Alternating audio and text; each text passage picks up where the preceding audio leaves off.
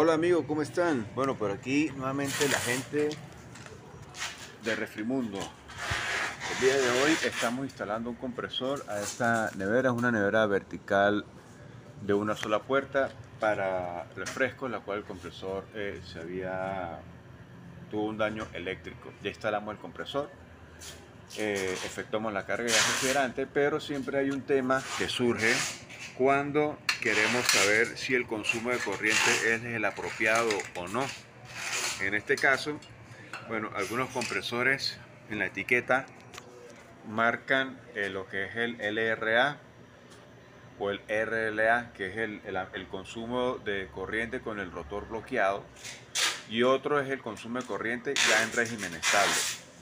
Algunos toman como referencia de repente agarrar el LRA, que es el consumo de corriente con el rotor bloqueado, que es el momento en el arranque, y dividirlo entre un factor 5, 6, 7.5. En este caso vamos a hacer algo un poco más exacto. Vamos a aprovechar que el compresor nos suministra otra información que es bien importante. Por ejemplo, aquí tenemos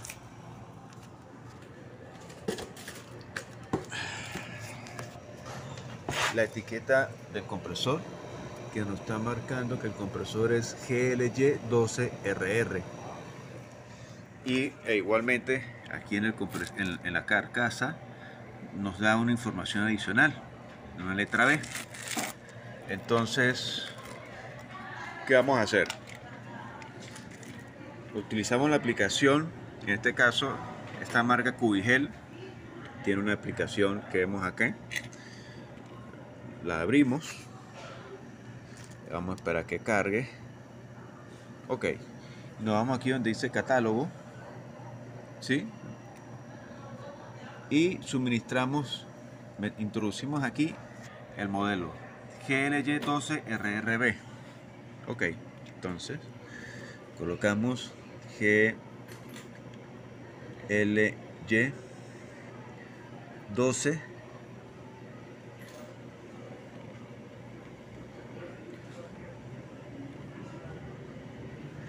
12RRB, ahí está. Le damos descargar la ficha técnica y se nos va a desplegar un menú de información bien interesante que ya vamos a ver acá.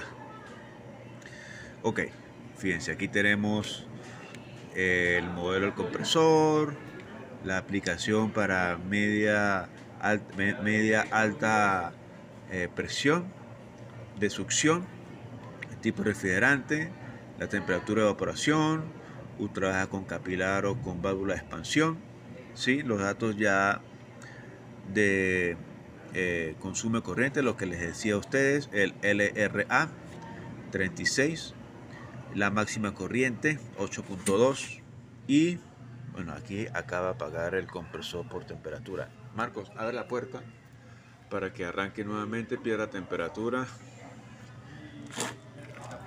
Tenla ahí.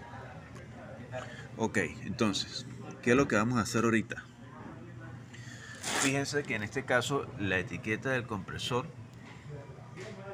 no se ve ninguna información respecto al consumo de corriente, pero no importa. Aquí nosotros hay una tabla adicional donde nos muestra, de acuerdo a la temperatura de condensación y a la temperatura de evaporación, en qué momento está la capacidad del refrigerante, la capacidad frigorífica, la potencia de consumo, el consumo de corriente, el COP y el EER.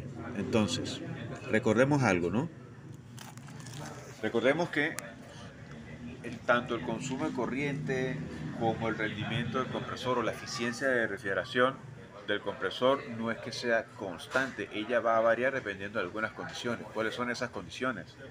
Temperatura de condensación, temperatura de evaporación y obviamente otros factores más.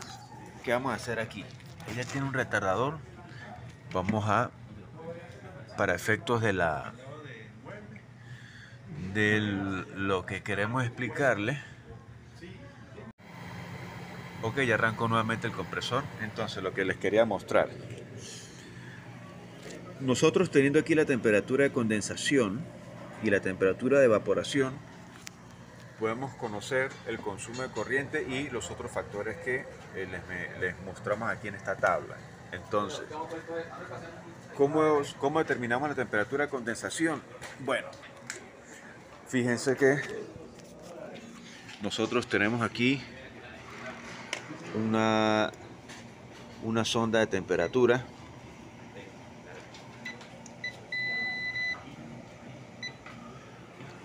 justamente aquí a la entrada del condensador.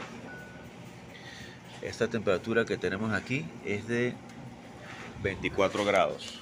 Acuérdense que la temperatura de condensación va a ser entre 10 y 15 grados por encima de la temperatura ambiente. Entonces vamos a tomarla como 15 grados. Tenemos 24, 25 serían 40 grados la temperatura de condensación. Y la temperatura de evaporación la vamos a determinar con la presión. Entonces, fíjense, aquí tenemos tenemos 15 libras o 15 psi. Entonces, nos venimos para acá para la regla de los gases refrigerantes. Vamos a esperar a que cargue. Ok, entonces cambiamos el refrigerante, colocamos el 134A, que es el refrigerante con el que estamos trabajando. Ok, temperatura relativa, y vamos a cambiar, fíjense que la presión está en bar, vamos a cambiar la presión a PSI. Listo. Ok, entonces habíamos dicho que teníamos 15 PSI, vamos a meter aquí 15 PSI. Para 15 PSI tenemos menos 9.48. Entonces nos vamos nuevamente al datasheet y sabemos que tenemos una temperatura de condensación de 40 y aproximadamente entonces esos menos 9.5 la aproximamos a menos 10. Entonces nos venimos para acá con menos 40 y menos 10 nos da aproximadamente un consumo de corriente de 3.48.